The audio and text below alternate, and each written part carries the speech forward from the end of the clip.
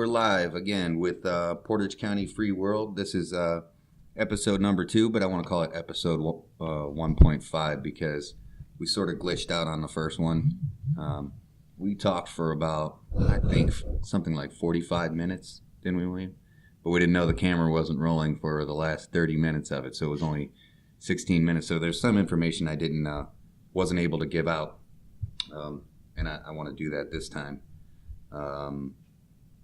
Importantly, something very important is I forgot to mention the shower and laundry service that's available for homeless people. That's in Ravenna on Oakwood Street. It's 705 Oakwood Street in Ravenna on the lower level. And you can do that Monday through Thursday from 3 p.m. till 7 p.m. That's men and women. And they have laundry. They have a washer and dryer, 2 showers. They have bathrooms, full service, so, water fountains, whatever you need while you're waiting. I think sometimes they even have coffee. There's a little kitchenette there. If you don't have your laundry soap with you, sometimes they have extra laundry soap, because I've been there and I've had to do that. And the showers are very nice. The washer and dryer is very nice. So that's one important thing I wanted to mention for the showers and laundry. If you live in Kent, you probably have to bus it there. But pretty much anywhere in Ravenna, you can walk there within 20, 30 minutes because it's pretty much downtown. So that's one thing I wanted to mention. Another thing, a correction I wanted to make. Last time I kept saying over and over, Coleman Center. Coleman Center's actually not our Coleman Center here, or not. We're called Coleman Professional Services, so I misspoke. We're not. There's a Coleman Center in some other county, and so I kept saying Coleman Center, but it's Coleman Professional Services. So that's just a small mistake I wanted to apologize for as far as that goes. So we talked about the laundry. I wanted to also talk about some updates we made on the website. We're now available on iTunes, Podbean, Facebook, YouTube, and our own website, Portage County Free World. Website is freeworldpc.org. And so we're getting the word out as much as we can. We are hopefully going to have a special guest today. If not, he definitely wants to come on the show next week if he can make it out to Kent today to do the show. For right now, it's just going to be me and William again. Like I said, because we didn't get to finish saying everything we wanted to say in the first episode. So that's what this is all going to be about. And so where did we leave off last time? We were talking about what we were going to bring down under the bridge. Oh yeah. Okay, so yeah, that's something important I wanted to mention. As far as our website goes, we have now on our contact page, we have a drop down where you can select to request to be on the show if you want, if you're in a professional service or if you're homeless yourself. But there's a drop down where you can donate goods. And that is, we are trying to gather a list of what people really want down there. I mean, some people have sleeping bags, some don't. Some people have a tent, some need a better tent. Who knows, food. And while you're talking about this, I'll probably put up a little video of how to do that, how to go onto the contact page. Yeah, definitely. Yeah, we'll do that. But there's other things you'd be surprised, like toilet paper, empty water jugs, just trivial things that they need down there. And so that is there on our contact page. There is a drop down where you can say what you want to donate. Also, at the top of the screen, there's a donate link to our donate page, and that is for if you just want to donate cash, which you can, if you do that, you will get a receipt from our liaison at Family and Community Services, a donation receipt. And so that covers you as far as a cash donation goes.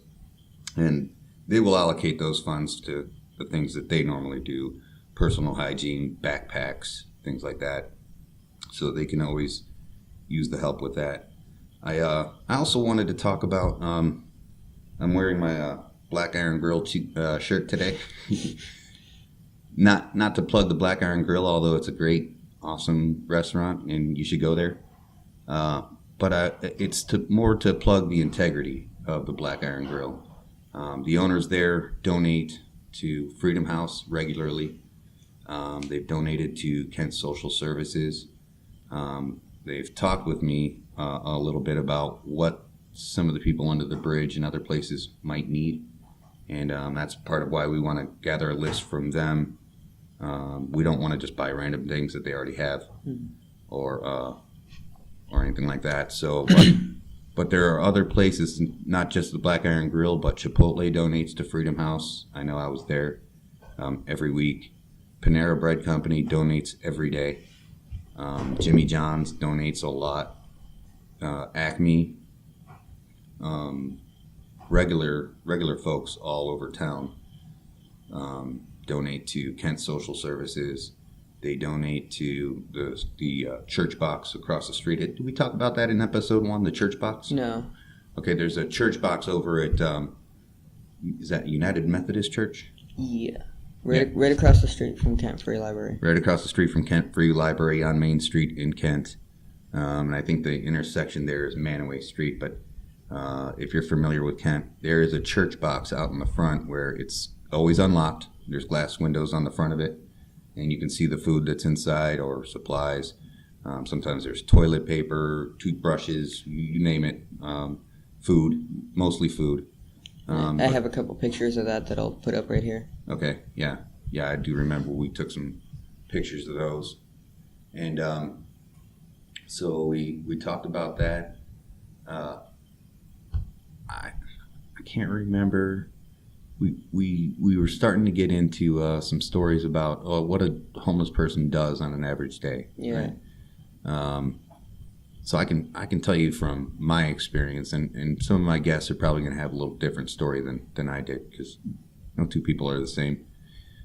But yeah, no, on an average day, I would get up with the sun. This is after all your cell phones have been stolen and wristwatches, and you're down to just using the sundial for your time.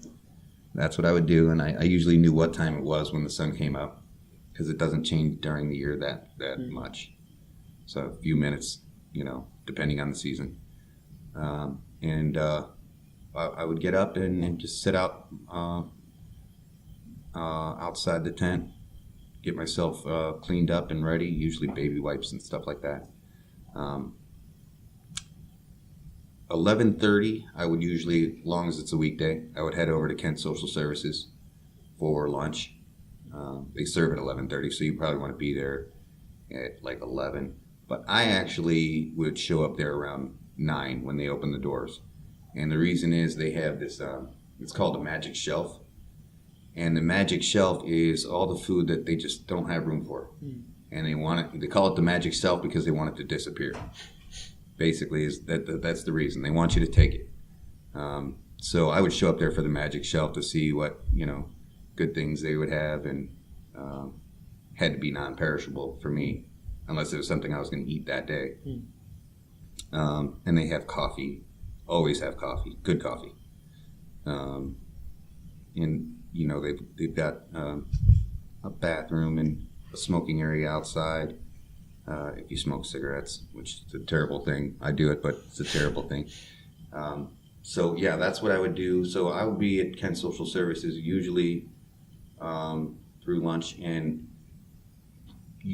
if you bring your own to-go container, sometimes they have containers for you, but really they encourage you to bring your own. If you bring your own to-go container, you can get seconds at the end after everybody has eaten, and you just take your tray back to your table, and then take the food from your tray and put it into your to-go container, and that's your dinner for the night. So, because they only serve once a day. except on Thursdays. On Thursdays, they serve lunch and dinner. I should point that out. It's on our website. But so, yeah, that would be about, I'd say about 12:30 I would be leaving there with whatever supplies in my dinner. Head back down to the campsite and get all that sorted out and start gathering wood. I think that's the second part of my days. I would spend a lot of my day gathering wood because wood burns faster than you think. So a little pile of wood, a little stack, isn't going to last you the whole night or hours and hours. So I would always make sure there was a great big stack before nightfall because it's very difficult to look for at night. So that would be most of my afternoon. I would a lot of times just play guitar and an acoustic guitar down there, and I'd practice up and play songs for the evening, because on Thursday, Friday, and Saturday nights I would go down to the street corner with my guitar, and I would open my guitar case and just play songs for people. I've been playing for my whole life, so I know a lot of songs. So they'd just ask me a request, I'd play it for them. They'd throw in $1 or $2, and so that's how I got by with cash. On an average night, I could make maybe 30 to at best $50, before I'd be too tired to keep going. I didn't play really late. I usually quit around 11 or 12, which the other guitar players, the guys that have been down there longer than me, they don't start till 11 because they know where the real money is. But I'm old, and so I usually just play until I was tired and I had enough money to get through the next day, whatever I needed for the next day. Then usually we would have a bonfire just about every night. Summertime, we didn't have to have it every night. It's nice to have light around, but we really didn't need the heat. But wintertime, definitely, the bonfire is essential every night if you're going to be sitting around with a group of people. And I should mention that too. Most homeless people aren't homeless alone. That doesn't mean aloneness. It just means homeless. Usually it's a pack. Usually it's 3, 4, 5 guys. At one time down under the bridge, there was 7 of us. So we had chairs and a couch, and we had them all sat around the fire pit, and we would talk and play guitar and whatnot. We found it difficult to cook for a while, the first year or so, until one very experienced homeless guy has been out there for like 20 years, Jeffrey Brown. I'm sure he doesn't mind me plugging his name. Great friend of mine. He's in Akron anyway. I'm sure he'll never get this podcast, or this show. But he taught me how to make a hobo stove. And I didn't bring the stuff. Maybe we can just put pictures up while I'm talking here. But a hobo stove is pretty simple. It's a metal, I should emphasize metal, coffee can. You can't do this with plastic. Please don't try this with plastic. Maybe you shouldn't try this at all, depending on how clumsy you are. But it's a metal coffee can with a roll of toilet paper. You take the roll of toilet paper and you pull that cardboard insert out of the middle, drop it down in the coffee can, and then you take it's usually 2 of the regular size bottles of isopropyl rubbing alcohol, between 70 and 90%. You don't want 50%; it won't burn very well. 70 and 90% burn clean. No fumes, absolutely no fumes. It's not like gasoline or kerosene. It's not going to give you emphysema. Rubbing alcohol burns crystal clean. So, crystal clear.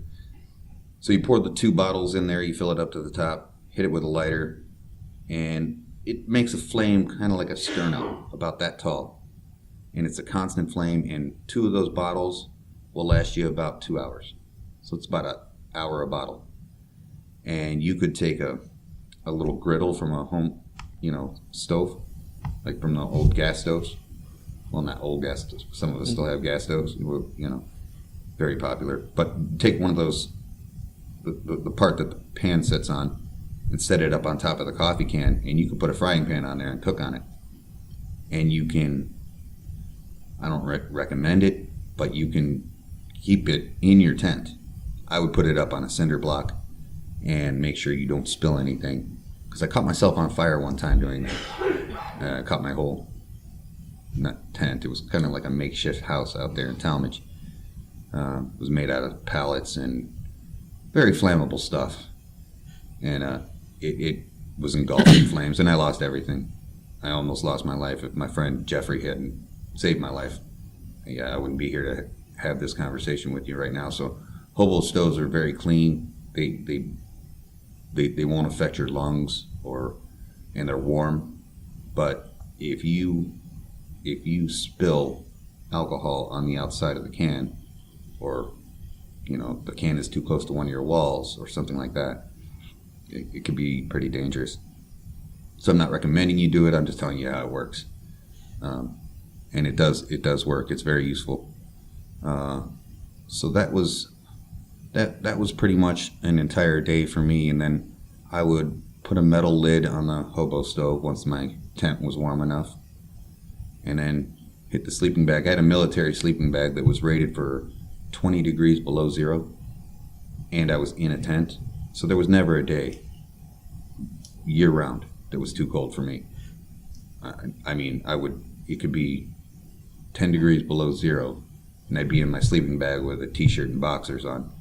So it was no problem for me, and sometimes have to unzip the sleeping bag a little bit. I'm just going to make sure we're still recording. Okay. Yeah.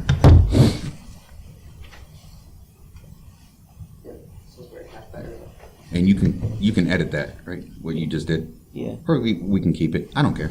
I don't care if we edit anything.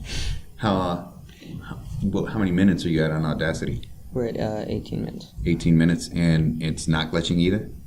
Doesn't look like it. So everything looks like it's going pretty good. We might have time to do another podcast today. This might be a good warm-up, because there's someone here in the library that I'd like to invite onto the show.